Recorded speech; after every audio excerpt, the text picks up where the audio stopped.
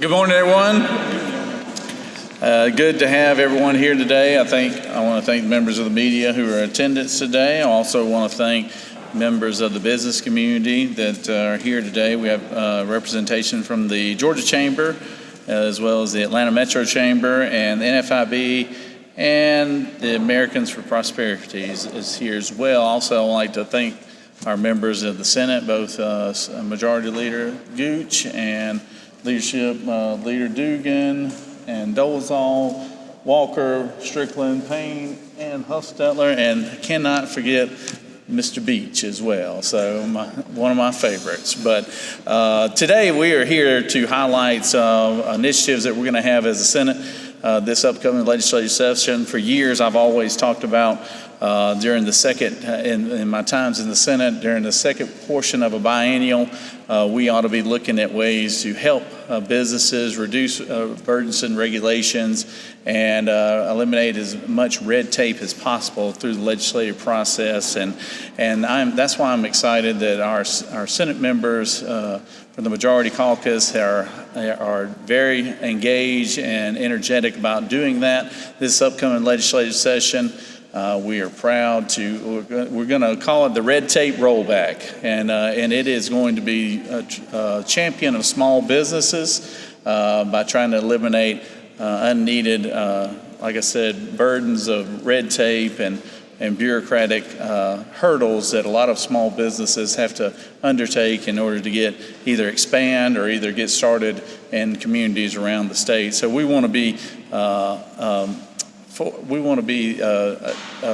to take on that initiative and be the ones to lead the charge on being the small business friendly state. And one of those pieces of legislation is Senate Bill 157 that my good friend Senator Strickland authored last year, which actually passed the Senate unanimously, 55-0.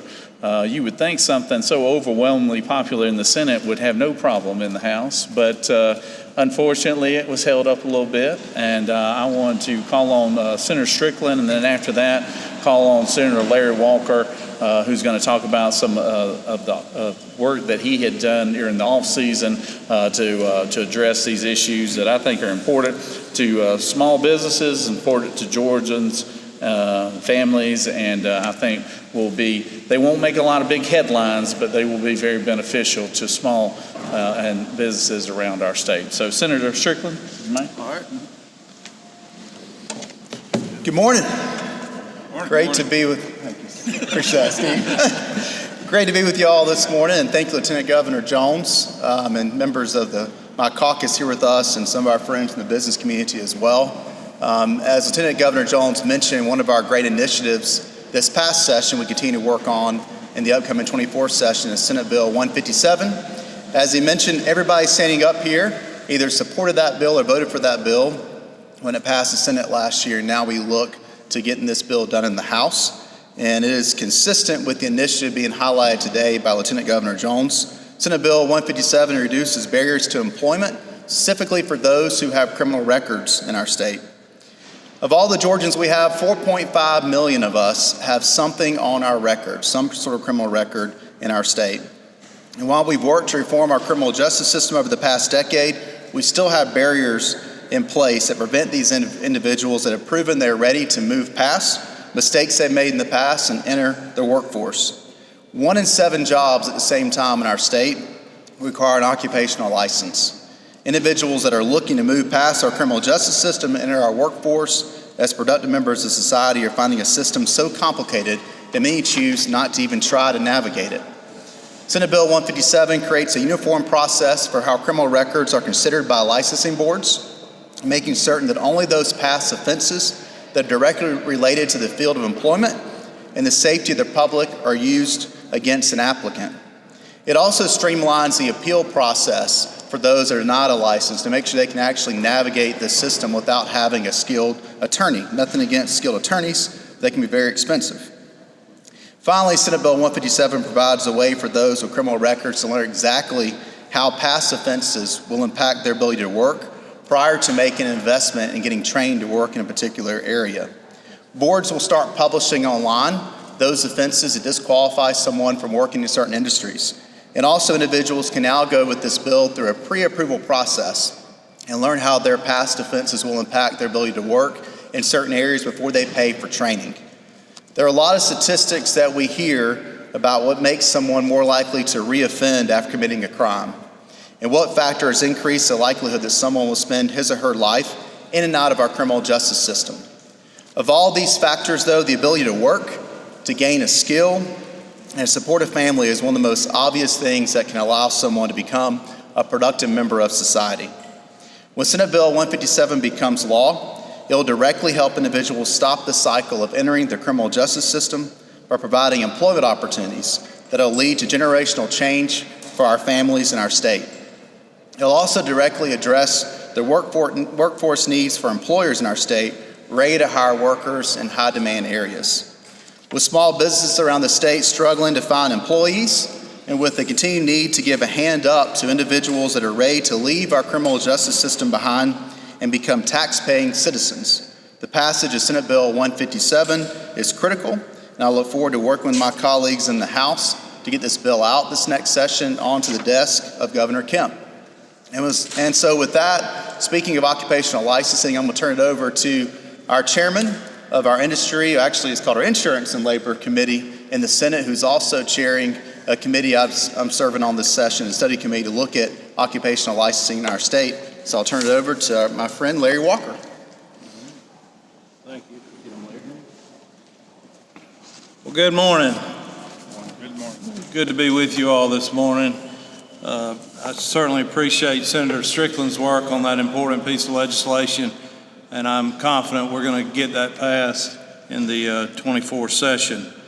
The Lieutenant Governor he likes to say a small business owner. I'll just say a business owner himself, and he understands better than anybody the problems we have with overregulation and bureaucracy and red tape. So I'm proud to play a small role in trying to make Georgia a better place to work and give people the right to work without having to pay the state a tax basically to do that.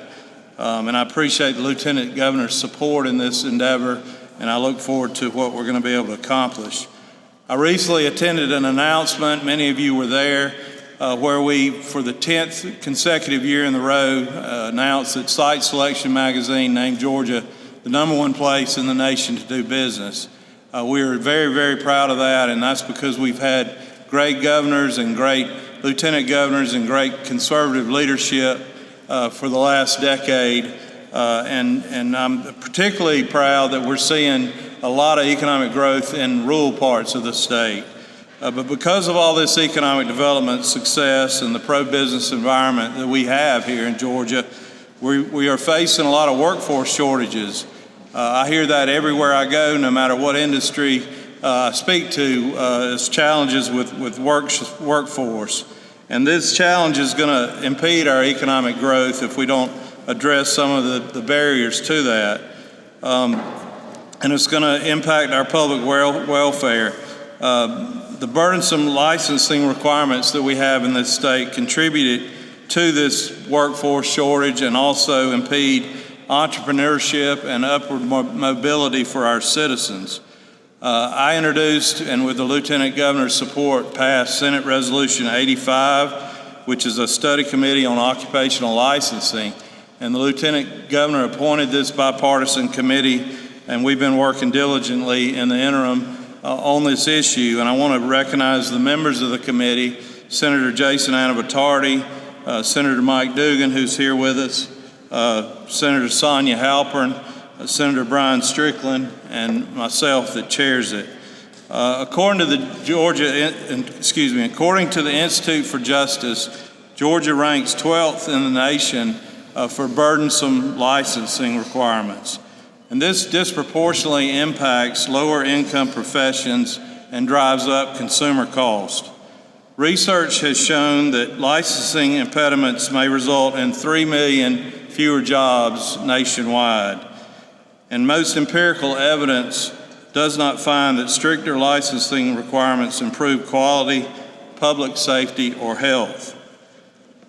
In Georgia, we have over 40 licenses under the Secretary of State's Professional Licensing Board administration. And our study committee has been working hard to see where we can reduce the licensing burden on hardworking Georgians and to protect our citizens' freedom to work. We're looking through the lens that our state constitution protects the right to work in one's chosen profession, free from unreasonable government interference. So our Constitution tells us that as Georgians, we've got the right to work without the government intervening. And that's been upheld recently by a Georgia Supreme Court ruling. So the government has to have a compelling reason to require a license, and it has to be surrounding public safety or consumer protection. And if the license does not involve those or does not rise to the level of that compelling reason, we shouldn't have it. And that's the lens we're looking at all of these licenses. So we're reviewing the licensing that we have, the existing and any proposed new licensing to see if it meets that standard. We're looking at a potential of repealing licenses that don't meet that standard. And the licenses that do meet that standard, we're looking at trying to pare back the cost and the hurdles of entry into that, the cost in dollars for training and schooling and testing and all of that, and the cost in time. And we are also looking at trying to go to a more universal recognition of licenses. We've got a lot of people moving to Georgia because we are pro-business and we're a great place to live, work, and raise a family. So we want to recognize folks that are licensed and doing similar things in other states and not require them to start back over from scratch. And this includes our military, people exiting the military and military spouses. And another aspect we're looking at is some of our licensing boards are really woefully under-resourced, particularly I think the nursing board. So we want to look at where we need to allocate more resources we have a huge healthcare workforce shortage, and part of it is it's so cumbersome to try to get licensed as a nurse. Some small examples, and again, we've got one more meeting and we haven't finalized our recommendations in our report, so I don't want to get ahead of myself too much, but some examples are makeup artists. A makeup professional working in a retail environment is not required to have a license. If they're working on a film set, they're not required to have a license. But if they're working if they wanted to open their own business and be a makeup artist for the general public, they are required to get a cosmetology license. So that really doesn't make sense to me. We have some licenses that very few other states have, like low voltage electrical contractors. I don't know that makes sense. Librarians, I'm not sure why a librarian needs to be licensed, frankly. Maybe there is a compelling public safety reason, but I haven't heard it. Music therapists is another example. And then finally, I want to speak to the calls I get, the constituent service calls I get. An overwhelming majority really are related to licensing in all different fields. And so it's a problem no matter what industry you're in. But I get a lot of calls from APRNs, advanced registered nurses, that have to get a license through the state nursing board, but they have to get their protocol agreement approved by the composite medical board. And I've heard of cases where it's taken over a year to get those protocol agreements approved. So my idea is that they submit their protocol agreement to the composite medical board for them to have on file, and it's deemed approved and they can go to work. That's just some examples of the kind of stuff we're working on. And again, I appreciate the Lieutenant Governor's support in this endeavor, and as a business owner, he understands it, he gets it, and I'm confident with his backing that we're going to make some good headway on this issue. Thank you very much, and I'll turn it back over to the Lieutenant Governor. Thank you. Thank you, Senator Walker, and thank you, Senator Strickland. Appreciate that. And like I said, these are issues I think that need addressing, that are important to the individuals who this affect every day, businesses and small entrepreneurs. It might not grab a lot of headlines, but I can assure you it is meaningful, especially to the people that it's costing them time and money because of their inability to get proper licensings or permits and things of that nature. So this will conclude our press conference today. I know, Raul, you got a question, I believe. One of the questions I had is, you see that the large surplus that you guys are going into this session with, Right. is there a role in using that, whether it is for licensing boards, nursing boards, as we Right. discussed, because you've got a large surplus to work with? Yeah, we do have a large surplus, and we're very fortunate, and it goes to, how fiscally responsible we've been as a state, as a legislative body, and as well as our governor. Obviously, he's led the charge on allowing us to have such a good surplus to work with. The whole legislative process, our one constitutional obligation is to balance the budget and figure out what is the best use for dollars, both the regular appropriations money, but also the surplus that we'll have as well. So all those things will be discussed, and we'll tackle some of those issues. And you're right, there are some agencies that could probably that need a little more help from a personnel standpoint. The surplus money might be a good means to get there. Any particular boards or agencies you'd want to spend that on? We'll look at all of them. Yes, sir. Mr. Lieutenant Governor, your staff handed out a handout here where it talks about a small business impact analysis and broadening the definition of small business under the Administrative Procedure Act to businesses of 300 employees. Can you or somebody talk about that? Well, obviously, small businesses, right now, the definition on file is that it represents 100, employees. I tend to look at it differently. I'm objective on how I look at small businesses. Some people think it's 10 or under. Some people think it's 1,000 or under, but this right here will allow permitting processes to be done at a faster pace at some agencies by putting them in this category of 300 or less. So, any other questions? Yes, sir. Have you thought about looking at the more localized level of municipalities and counties are allowed to go under state law? There's some really small businesses, single-member LLCs, one-person companies aren't really businesses, and local jurisdictions are allowed to put regulations and business license requirements. That's definitely something that we've looked at before in the past. I know Senator Dugan was being a contractor himself. That's the great thing about having a citizen legislative body is a lot of people are involved in our day-to-day businesses or something outside of this chamber or this building here, which gives us a unique perspective on things.